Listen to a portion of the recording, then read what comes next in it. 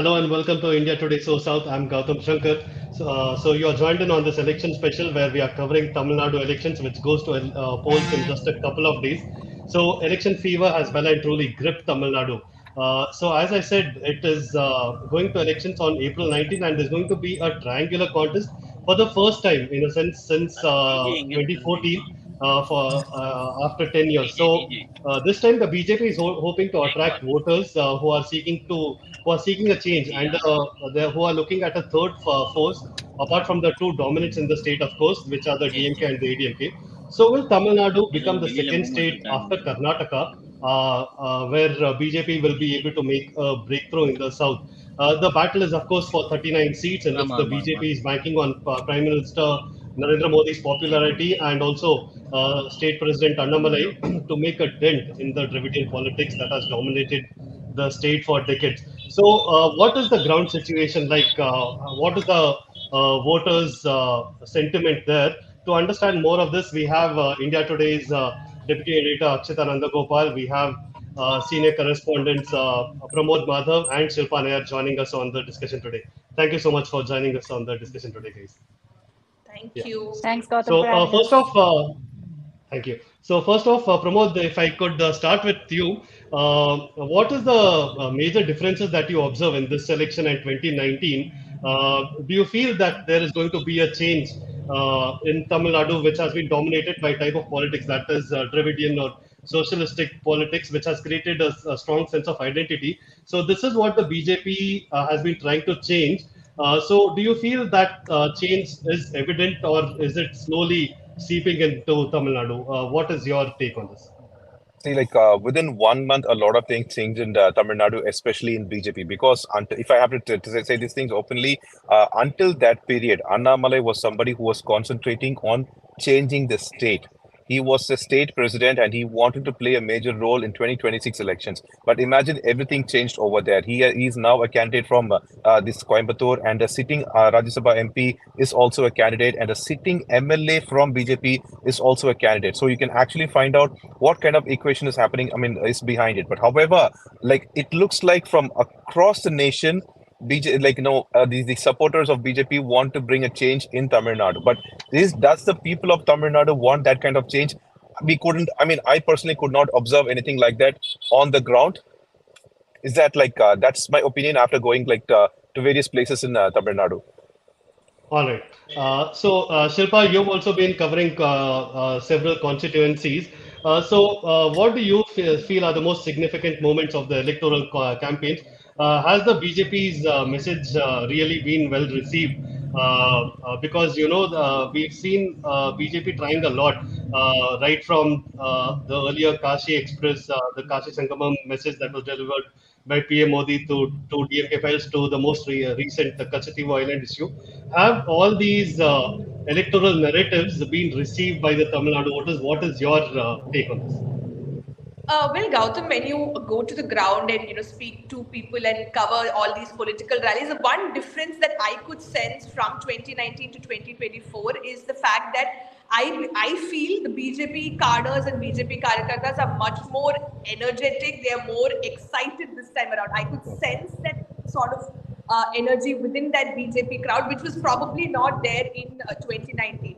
So that is definitely a difference that I could sense this time around on ground. But when you speak about the issues that the BJP has taken up, be it Kashi Tamil Sangamam or Sengol and all of that, these are all symbolic issues that the BJP has taken up, and it's not really striking a chord on ground.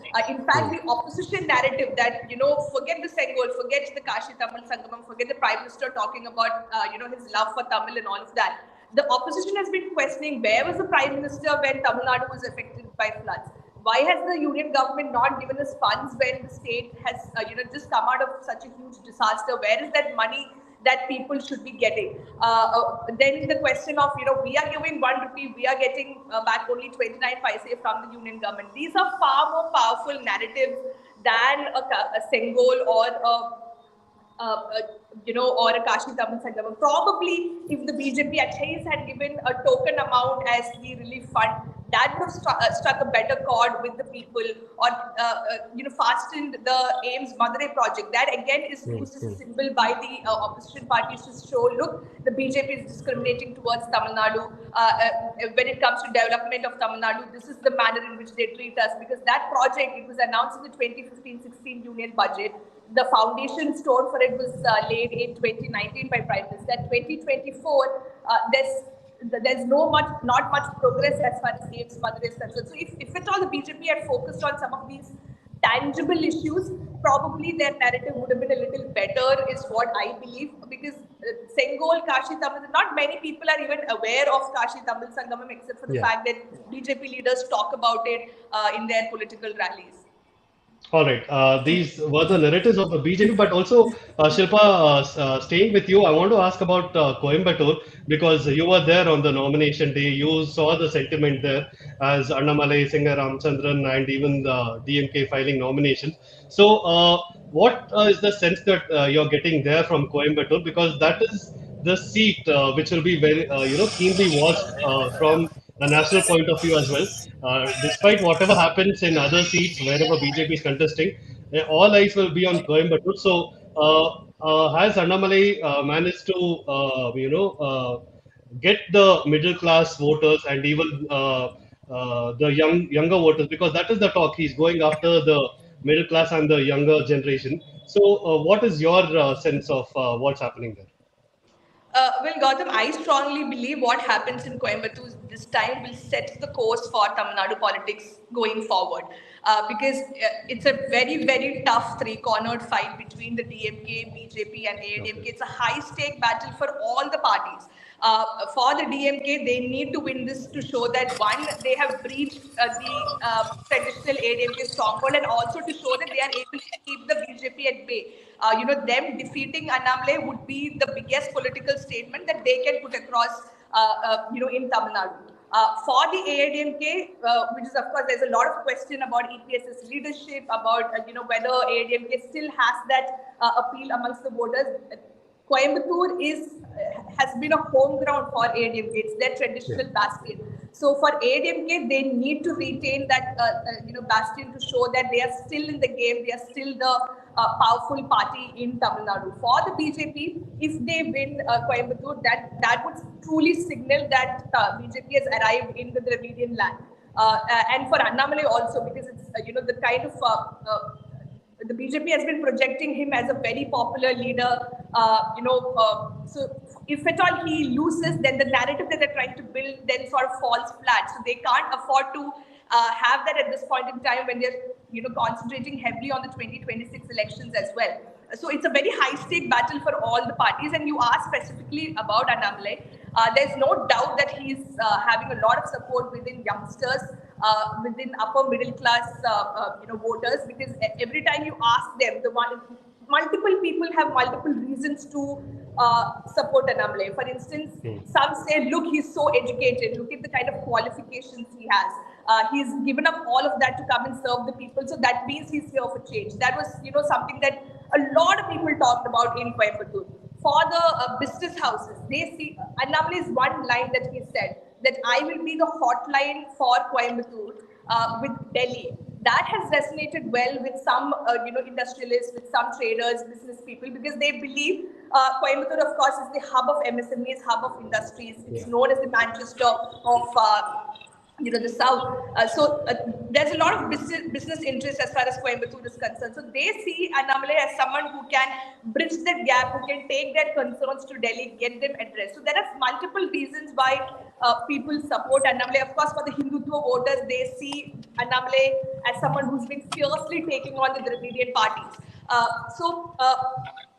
There's definitely a lot of popularity that he has on ground, no doubt about it. But the question and the key challenge for BJP is to penetrate into the rural parts of Coimbatore, which is areas like Sulur, Palladam, etc. And BJP leaders themselves admit that rural areas are the biggest challenge for them this election. Urban areas, they do believe that they have a significant support base, but whether or not they'll be able to penetrate the rural areas where the DMK and the AIDMK have much better infrastructure, grassroots level connect. That is the big question for the BJP in Coimbatore. All right. Penetrating the rural areas is going to be tough. So coming to you, Akshita. So you were in Tamil Nadu the last week, and you covered a number of constituencies as well. So what is the perception you got, particularly from the seats that you covered, and also speaking about the constituencies in Chennai? Are the infrastructure issues or the development issues going to be a key factor there? What did you manage to touch on? As far as Chennai goes, I think 100% the issue, it's all about civic issues essentially. But having spoken also about all of the constituencies that I've covered so far, Gautam, my sense is that, look, MK Stalin in an interview to us very clearly said that the fight is for number two. And I couldn't agree more because I think number one is very, very clear. I'm sorry, Pramod, can I request you to mute yourself, please? So the challenge to me is for the DMK, it's clear. They're going to be number one. The question is, can they actually retain how much they did in 2019? Vote share wise, I don't see a problem because even if the BJP is making inroads or any of that, they're not in any way managing to really carve into a DMK vote base. They're not managing to do that at all. So, the DMK voter, even if they're frustrated with the Dravida Munnetra Karagam, there's no chance in hell they're going to switch over and vote for the BJP. So that vote share is essentially intact. As far as number two goes, it is going to be interesting to see between the AIADMK and the BJP. And by BJP, I'm referring to the NDA because the BJP on their own may not be really a force to reckon with. With the NDA, perhaps they have more meat really and more substance in Tamil Nadu. So the NDA versus the AIADMK plus, it'll be an interesting battle, no doubt. But I do believe that the AIADMK has one big strength, which is their symbol. That's not going anywhere, and that is a big strength for them. So, you can't just completely dismiss the AIADMK. And what's very interesting for me is everywhere I went, to every AIADMK leader that I spoke to, Gautam, they reiterated repeatedly. Every time I asked them, who did you believe, who do you think is your closest competitor? They'll always say that Tamil Nadu is a state where it's a DMK versus an AIADMK. National parties have absolutely no say there. So even the AIADMK is trying to reinforce that the BJP is not a force to reckon with whatsoever. As far as the BJP's campaign is concerned, and many of them that I covered, what really stood out for me, and Shilpa referred to some of the issues that just don't resonate on ground. What really stood out for me is that in most of these rallies, you'll hear all of these Tamilians standing together and screaming Bharat Mata Ki Jai. And it sounds completely off. It sounds completely odd. And while these are slogans that you hear everywhere in the north, in every campaign, to hear Bharat Mata Ki Jai, which is a Hindi word in Tamil Nadu, it just sounded abnormal. And I think that, that kind of, the campaigning, putting out a right message. You can send out a Bharat Mata Ki Jai in Tamil. That would have resonated more on the ground. The fact that you've got Tamilians all screaming Bharat Mata Ki Jai kind of sounded off for me. And those are, I think, some of the issues that the BJP hasn't gotten right in this election. And that's the gap that they really need to bridge if they want to kind of reach out to the Tamil voters. As far as Chennai goes, look, Chennai, and I said this in my show as well, that Chennai largely is a DMK Nadu. I don't see that changing, quite honestly, because the BJP may be trying to put up a fight. The AIADMK seats like Chennai Central know that it's a DMK stronghold. So yes, there are attempts to put up a fight, and Chennai South could be interesting, but Chennai Central, I really see it going the Anadimaran's way essentially. So that's my sense from Chennai. Over an overall constituency wise, DMK first, second place is the big fight. All right.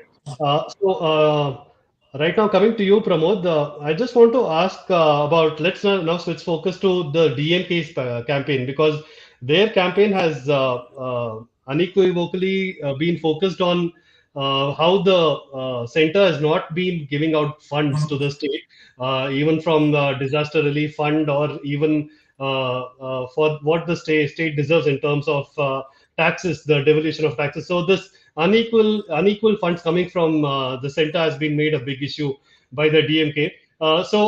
Is this going to be an issue that's going to play a big factor for the DMK in this upcoming election? So when we are talking about combating PM Modi here. Well, we can say something like this, like the chief minister's campaign, wherever he goes or his little speeches, he had made some 6, 7 points clear, and he's repeating them. Just like you mentioned about the center's fund, it's about the state's autonomy, and now, like recently, he has also called the Manipur issue. He has pulled it back. He is saying that women's safety is a priority for the state of Tamil Nadu, which is a very important and sensitive matter. So he's actually bringing the Manipur issue, the wrestlers issue, and he's speaking on those matters. While BJP is only targeting, they are claiming that there is dynasty politics, there is which is not resonating. There is also about corruption, which is not resonating. Now they have started picking up the drug menace. But the thing is Yeah. that, like, now trying to connect Jafar Sadiq is also not that exactly resonating because it's in the preliminary investigation stage. So, like, if you ask me, the chief minister, his battle is exactly, he's actually having this campaign very strong and he's talking directly to the people. But BJP's campaign is actually divided. On one side, you have Annamalai, the concentration is going on that side. And then you have the prime minister. When in other places of the country, it's only the prime minister, it is being divided over here and it is not going well. Because, like, what do they have to counter the chief minister? That's something. For example, Udinidhi, he goes and speaks anywhere. There are like some people will ask him about the promised buses and everything for women, issues on that, and he's replying over there. For example, the free bus scheme, the Yeah. money that is being paid to women, all these are DMK's what they say like important schemes, and they are like very clearly speaking on this matter. This they are concentrating on the women vote. Right. And if you ask me about 2014 or 2019, you could simply say that in 2014, Jayalalitha had her all the priorities set together. Her campaigns were straight, and it was a direct fight against it. Like, it was like she asked Modia, Ladia. The same thing the chief minister is doing now. Right. So, like, even if like Akshita said, even though she has me not to say, like Akshita said, it's very clear the fight is between AIADMK and BJP for the second seat. That's what the chief minister said, and on the ground, it looks like that only. All right. In a counter to what the DMK has been saying, now in the most recent interview of PM Modi on ANI, he has spoken out against about DMK's hatred of Sanatana Dharma. So this has been a prominent political poll narrative as well, hasn't it? So Akshita, do you see this being a factor this elections, trying to say that? Whatever said and done, there are several castes that will get that are at play in Tamil Nadu, but a largely Hindu population in Tamil Nadu. So, will BJP strategy there to go after them by saying that DMK is anti-Sanatana Dharma really resonate with the voters? I don't think so, Gautam. To largely even the BJP supporters that I spoke to in Tamil Nadu, why are they supporting the BJP? Is it on issues of religion? Absolutely not. They're all saying we support Modi ji because we believe that he brings development. We like his work. At no point did they say that, we're very offended by the issue of Sanatana Dharma. We want a Modi because, we believe BJP is a pro-Hindutva party. None of that. It's not something that's ever cut ice in Tamil Nadu politics. And I don't think it's going to start anytime now. It needs years perhaps to fester for the BJP. Maybe they're setting stones essentially for the next election on these kind of issues. But for now, something like a Sanatana Dharma doesn't really resonate. I will, however, say that, the one thing that perhaps works in the BJP's favor as far as the DMK is concerned is comments by the likes of Dayanidhi Maran, when he calls Annamalai a joker. Those issues actually resonate because there are questions about whether the DMK has gotten too arrogant. Because what does that lead to? That leads to a sense of anti-incumbency, a sense of anger against the ruling regime. So those kind of issues perhaps would work better in the BJP or even in the Yeah, that's AIADMK's true. favor than actually a Yeah. Sanatana Dharma or any of that, in my opinion. Yeah, staying on that, what you said, Dakshita, basically calling Annamalai a joker, it could be, would it be perceived as a mistake for by the DMK because BJP are sort of champions at turning these narratives around. You call Modi a chaiwala or panoti, everything has backfired, and Tamil Nadu does have this history of hero worship as well among politicians there. So, will this really be a factor? To certain sense, to a certain amount as well. Do you see that actually playing out that way? Sorry, is that to me? Yeah, yeah. No, so my sense is that it's not so much about a narrative or a campaign or any of that, but I do feel that because you have a government, you have a party in power. So people love to criticize. Citizens love to criticize whoever's in power, which is natural and rightfully so. Where you question them on issues, you question them on what kind of work they've done. But at the same time, you don't want your Neta to seem arrogant. Now, what happens when comments like these are made is not really about Annamalai or everyone being outraged that Annamalai is being targeted, but it's about a narrative that these leaders have become full of themselves, that they are arrogant, that they need to be taught a lesson. Now, you've seen that play out several times before, where voters say that, look, we want to teach a certain leader a lesson. We feel that the power has gone to his head. That, I feel, could be a narrative. It's not really the anger over, oh my God, they've called Annamalai a joker. He's not really reached, that cult status in Tamil Nadu that a Puraichi Talaivar had, or a Puraichi Talaivi Amma, or a Kalaignar had. So that there's no question of really it resonating as, oh my God, how could they target Annamalai? But rather that the comment itself seems like, the DMK has taken this election for granted. Could we maybe teach him a lesson? That kind of a thing. That's the only way I see it actually resonating, Gautam. Otherwise, when the BJP raises issues of development, maybe yes, that works. But if you talk of Sanatana Dharma, absolutely not. All right. So, Shilpa, another important move that was made by Annamalai there was to basically break up with the ADMK, or at least he was the one who initiated it. So, when that happened, there's also a lot of talk of this traditional ADMK vote bank being grabbed by the BJP, basically the Vanyars, Gaundars, Tevars, or even the Dalits. So, what is your perception on the ground? Do you see these voters swaying towards the BJP right now, the ADMK vote base? As far as BJP is concerned, like Akshita pointed out, this whole Sanatana Dharma controversy or their Hindutva plan, the BJP has realized that it's not taking them forward in a state like Tamil Nadu that has been very ideologically opposed to the Hindutva politics, right? So for that reason, I feel BJP has started to look beyond Hindutva politics. Even when you speak to Annamalai, he sort of sidesteps questions on Hindutva politics and the BJP's Hindutva ideology. Because now what they're doing essentially is to crack that social engineering, which they've managed very well in other parts of the country. So for that reason, when you speak about the alliance with ADMK and BJP, if they were together, this election would have been a very challenging election for the DMK, considering the anti-incumbency on ground. But now that they are split, and the BJP has managed to stitch together a rainbow coalition of bringing together different groups, different parties. Some of it, of course, are very, very small parties. But the fact of the matter is, these are parties that also cater or appeal to certain social groups, certain caste groups. So that is the reason why I say BJP is looking at social engineering very, very, in a very important way. Because if you look at it, of course, Annamalai's Gounder caste helps the BJP to appeal to the Gounder community, which is a very dominant community in western parts of Tamil Nadu.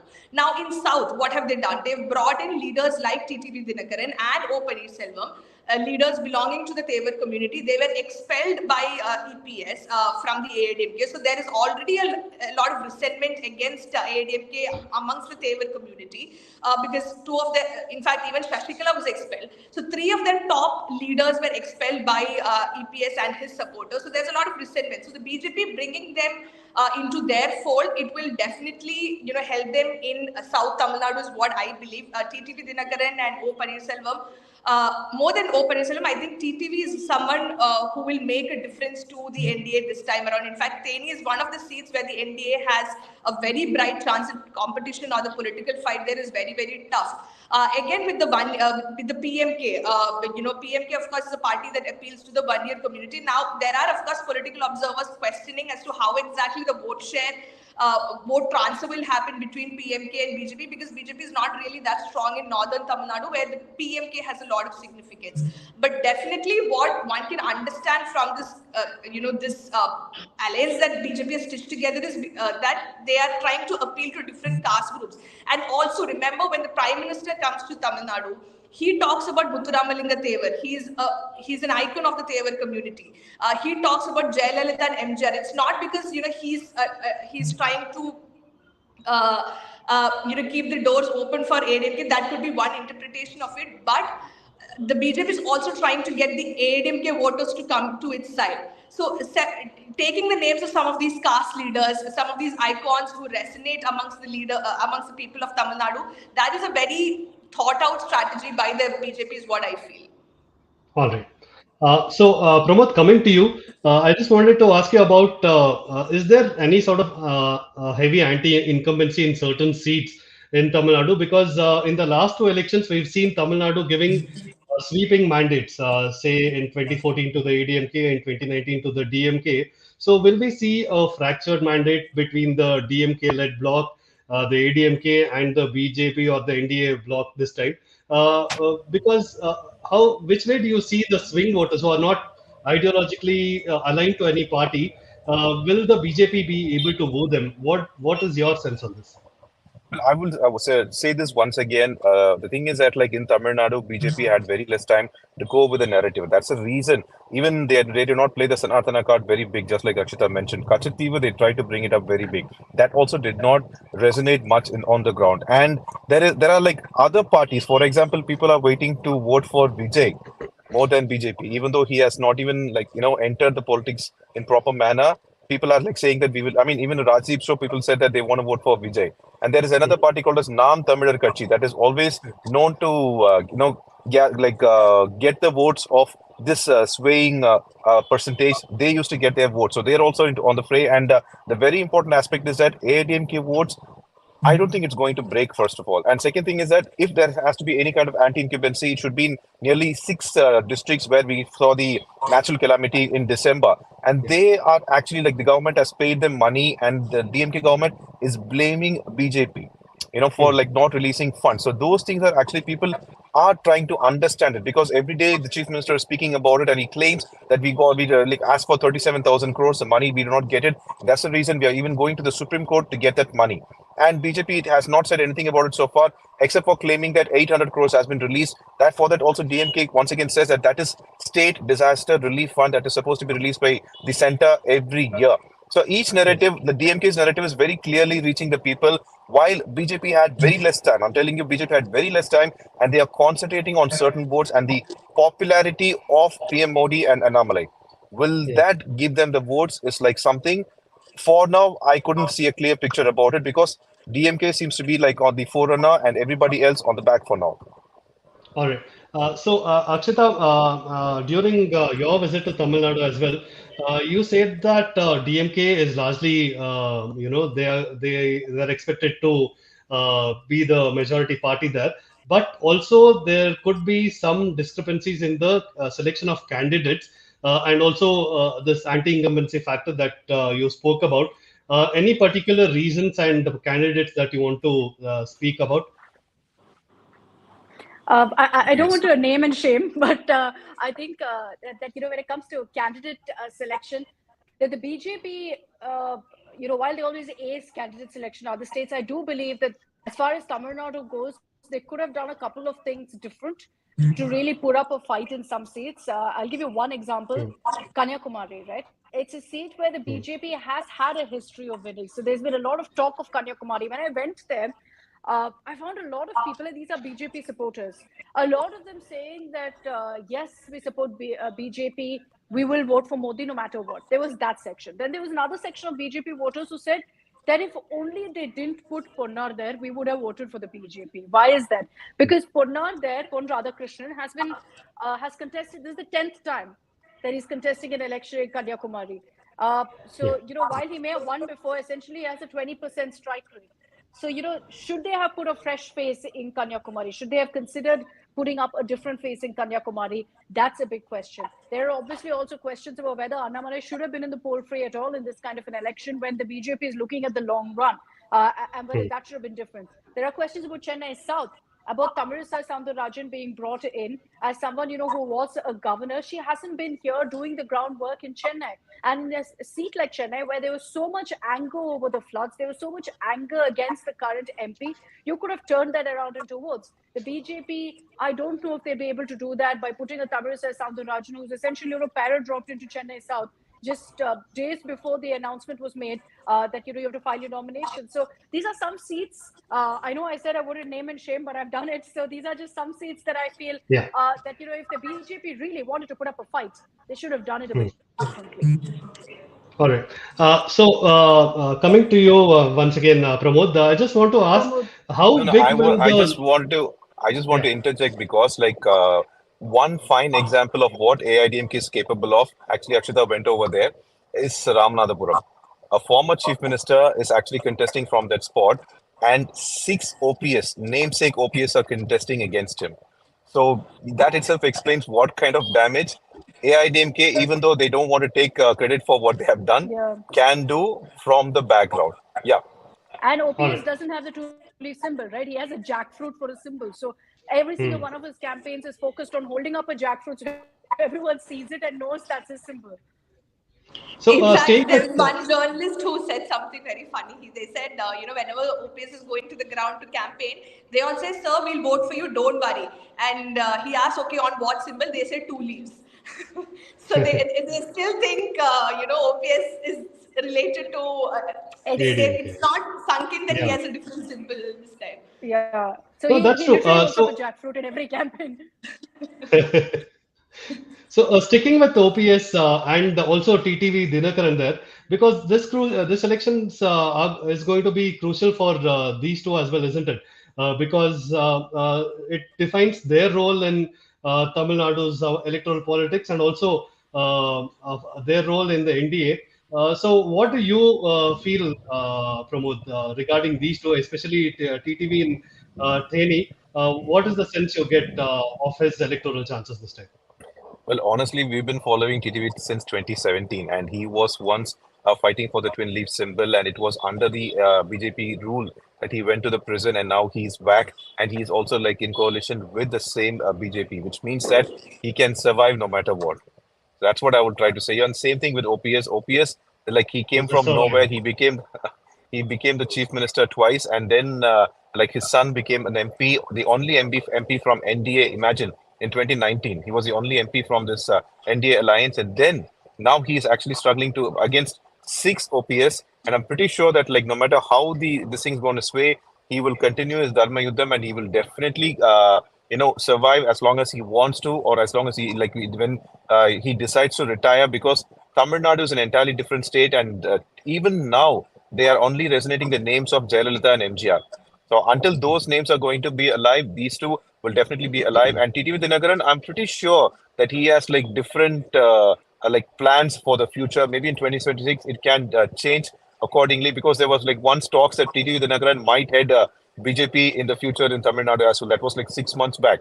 So all these things are, everything can happen in politics.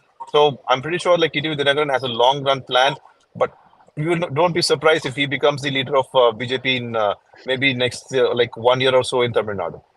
That's All also right. quite possible. So, We never thought Sarath Kumar would go and join this yeah, party after BJP. a 2 a.m. Strike or like something on his mind and did that. So anything can happen in Tamil Nadu, and it's very interesting. That's what I want to say. Yeah. So there, TTV is a survivor, you say that, but is it a matter of survival for Annamalai as well? Because we have quite a few former presidents of the BJP contesting this time, don't we? We have Ponrad Krishnan, Tamilisai, and El Murugan as well. So, what will be considered a success and what will be considered a failure by the BJP? That is what I want to get a perception of, Shilpa. Because is the yardstick going to be small, or will Annamalai be given a longer run in until the 2026 elections, even if they don't make any big inroads in this elections this time around? Gautam, given the fact that BJP is making so much noise, if they don't deliver, obviously that will become a huge question mark over Annamalai's leadership, because outside Tamil Nadu, at least his popularity is something that, we've seen it grow. And even in Tamil Nadu, the kind of aggression that he's been showing, there's a lot of interest amongst people to know whether Annamalai will actually win. And the BJP, of course, has been projecting that they are growing, they are, they'll become the second largest party this time around. So if at all Annamalai loses from Coimbatore, that narrative just falls flat, and that is something that, BJP wouldn't want at this point in time, because they are now pitching themselves or trying to project that this election they will emerge as the second largest party. They'll have a double-digit vote share. They may even win seats, and they say in the 2026 elections the contest will be between the DMK-led alliance and the NDA alliance. So that is what the BJP wants to project. So if at all they fail to deliver in this election, then entire it falls flat, and that is the big challenge for the BJP. But again, in 2014, the NDA's performance, they had 18% vote share, and they even won one seat in Kanyakumari. But will that, even though political observers say that BJP's vote share is definitely going to increase this time, NDA's vote share, considering the fact that you also have parties like the BMK, TTV Dagans, MMK, all of them have come into the fold. The vote share will definitely increase. But then even in 2014, you had an 18% vote share. The NDA had an 18% vote share, and they had won one seat. So if the BJP wants to show that they've performed really well, then they need to do much beyond what they did in 2014 is what I believe. Winning seats, especially seats like Coimbatore, Tirunelveli, where Naina Nagendran is contesting, Kanyakumari, all that will be very, very interesting because there are, of course, some tough seats, but those are the seats where BJP's alliance partners are contesting. For example, Theni, Dharmapuri, etc. So for BJP to win on their own in some of these seats, that would, I think that would be the yardstick, and vote share, of course, BJP is likely to increase this time. All right. Akshata, anything you want to add on to that? Is the leash going to be a long one for Annamalai? Will they wait it out, or because we've seen all the BJP presidents that they haven't really had really long stints to deliver in Tamil Nadu? Will that change for Annamalai this time? I think the BJP most definitely will continue to back him, Gautam, whether a win or not in Coimbatore, because the BJP has that habit, right, of not holding back. They're not going to be like, this is my big face for the next election, so I'll hold on to him till then.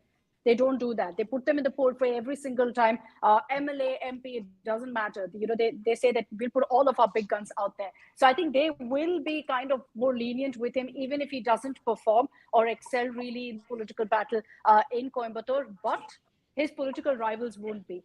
For him to be able to take on an MK Stalin, for him to be able to take on an EPS, to fire aggressively at them on every single issue, what will come back to bite him every single time is, look, you didn't win the electoral fight. You have no right to speak. You couldn't get the people's mandate. So I think more than the BJP really giving him a long leash, for him to actually prove himself to be worthy of being the BJP's face, for him to prove himself to be a worthy competitor or to be in the same pedestal as anyone else who's won electorally in Tamil Nadu, that's where it really comes down to him winning Coimbatore. So he may remain as the Tamil Nadu BJP chief because it's very clear that the strategy of the BJP is to work in the upcoming election also under his leadership. But for him to be able to prove that he has the mettle to take them forward, that will largely be focused on how he performs in Coimbatore. So there is no doubt a lot of pressure on him. If you ask me, maybe the BJP shouldn't have put him in the poll frame because they have so much banking and riding on him, but they've decided to do it. So now it's up to him really to prove his worth, because otherwise you're going to really have the DMK and AIADMK going for his throat. The AIADMK is going to say, at the end of the day, we told you, you should have been in an alliance with us. You let it go because of Annamalai, who hasn't won an election. The DMK is going to say every single time he speaks of corruption or dynasty politics that you have no right to say it. You didn't win the electoral contest. So I think for him to have any standing going forward into an election, he has to win this. It's not really about the BJP giving him a long leash. The other political parties in Tamil Nadu know full well the importance of beating Annamalai in Coimbatore because it gives them that higher horse to sit on. Yeah, Pramod, you wanted to? I want to add something to that, because I want to say that Annamalai needs to worry more about AIADMK and EPS than DMK. Because DMK is only concentrating on working on their own poll booths and everything and collecting their votes. But AIDMK, like I told you, remember what they did to OPS. So they are really good at playing behind the screen. So that is something Annamalai needs to worry about.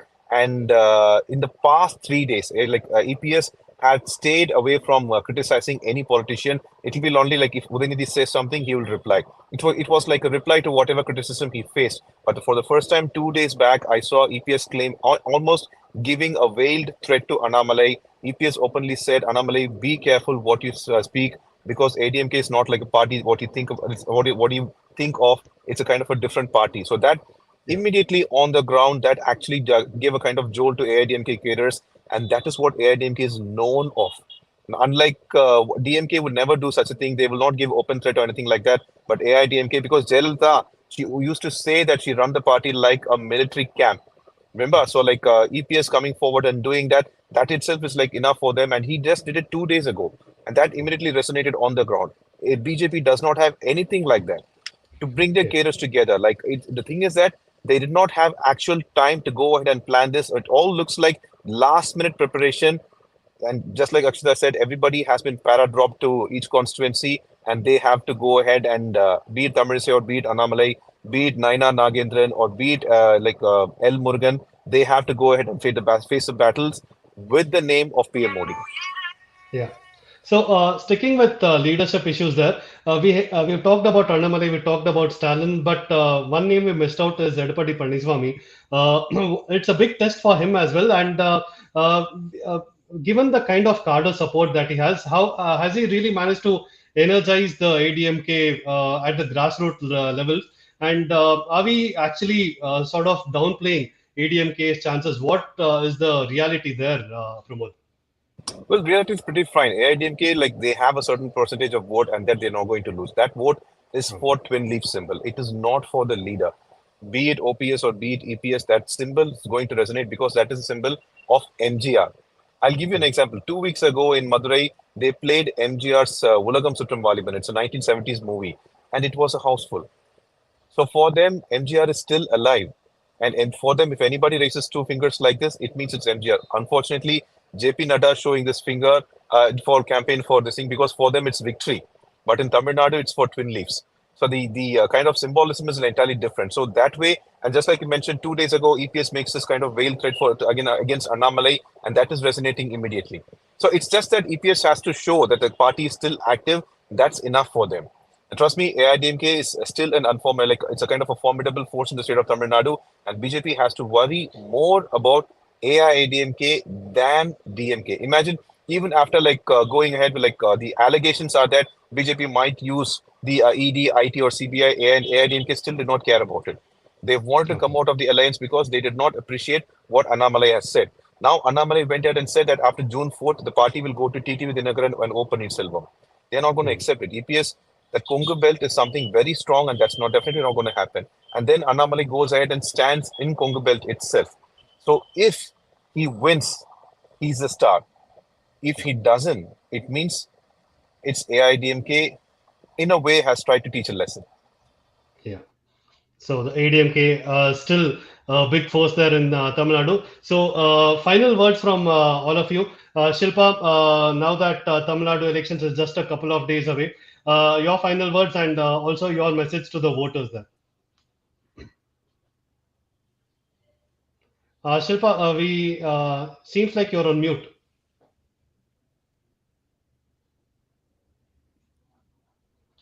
I don't think we can hear you. So we'll just get back to Shilpa. Akshita, your final words and any message to the voters. I think final word is that, look, this is a general election in Tamil Nadu. And I can say this right now that I'm back in Delhi, that everyone's talking about Tamil Nadu. So all of you voters out there, make your vote count, because, the whole country is right now watching you. Everyone's talking about the big Tamil Nadu battle and which way you, the voter, will choose. So this may be a general election, but it's going to have huge repercussions in the assembly election also in Tamil Nadu. It's going to have a huge repercussion across the country. So I think in that sense, it doesn't get bigger than this for Tamil Nadu. I wish I was in Chennai, but I'm not going to be there on 19th. I'm going to be in the studio here. But to every voter out there, go ahead, enjoy your right, exercise it, and ensure your voice is heard, because this one really, really counts. Yeah. Pramod? Well, I'm from Tamil Nadu, so I would say that my status there has been responsible. I mean, quite responsible, and 72% vote percentage is an average for us. So I'm pretty sure people of Tamil Nadu will definitely vote, and this time also they should vote, paving the way and everything. Tamil Nadu has been entirely having its own way of thinking and such, but I request everybody to go ahead and cast their vote and do their job as a responsible citizen. Especially given that it's a Friday, it's coming on a Friday, and then it could be perceived as a long weekend, which it shouldn't. Shilpa, your final views? I think April 19th is a chance when, instead of posting on Twitter and Facebook all their comments and opinions, this is the time to actually express another way of expressing their opinion and making a change. So I think people should come and vote in large numbers. And I think this election will show us which way Tamil Nadu is headed, or if there is any change in Tamil Nadu's political scenario, that will be evident in this election, is what I believe. All right. So that's it for today. Thank you so much for joining us today, Akshita, Pramod, and Shilpa, for joining us on India Today SoSouth. And we'll look forward to we'll connect again on Elections Day, of course, and see what the mood is there on that day. Thank you. Gautam, don't hold us to our word and then check on June 4th whether we were right or not. I won't, the viewers will. So they will be the reminders. Thank you so much. Let's We see. even did campaign, okay? So like, ask her about that. Yeah. All right. Thank you.